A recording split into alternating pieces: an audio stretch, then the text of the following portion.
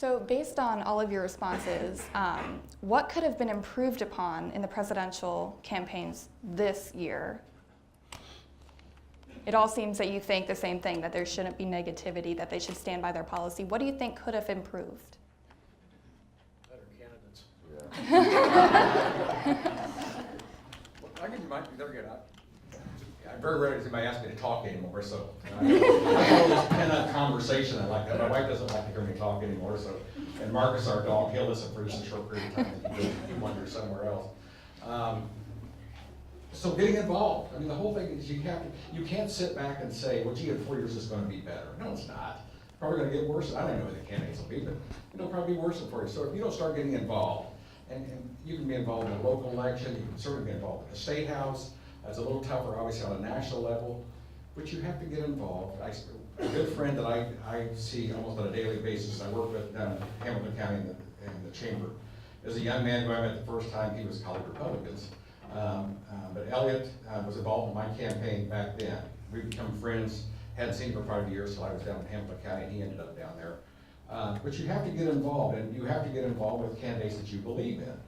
And if if they don't have that kind of negative support, I think maybe they dwindle and go away, I don't know, but you can't sit back and say, I want it to change and do nothing, or you're responsible.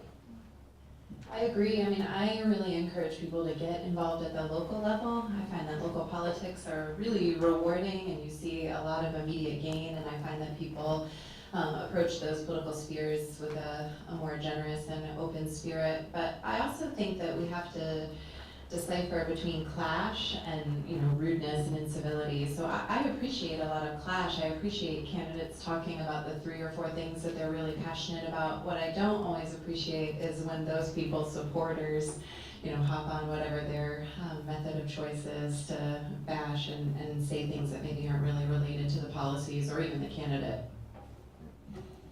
Coming from Gary, Indiana, we got our news from the Chicago news area. So if you're from the Chicago area, you know that every election cycle, every single candidate in the Chicago area is attacking each other, and it's almost like a bloodbath. And after a while, you just dread just turning on your TV because the same commercial attacking the same person over and over again just comes on, and you get tired of it. And I think when it comes down to it, not only do we need better candidates too, I think we also, as citizens and voters, need to hold those hold those voters hold those candidates. This has been a long day at college. But as voters, we need to hold those candidates accountable and really light a fire under them to take the higher road and talk about the policies. Because when it comes to election day, and we're looking at the names, and we don't get a spark of, oh, they stand on this policy or they believe in this. All we have is, oh, they have this bad character flaw. It does us no justice whatsoever. Yeah, going off on that a little bit, I think it also is like a two-way street. I think that candidates also have an obligation to their supporters to direct them in the right direction. So I think we saw a lot in this campaign cycle is Trump egging on his supporters. So there's a lot of violence at rallies that we saw, or after that poll came out that if only women voted, Clinton would be elected, the hashtag get rid of the 19th Amendment, something of that sort, started trending on Twitter. And so I think it is a two-way road, a lot what James said, of us holding candidates accountable, but also them holding their supporters accountable as well.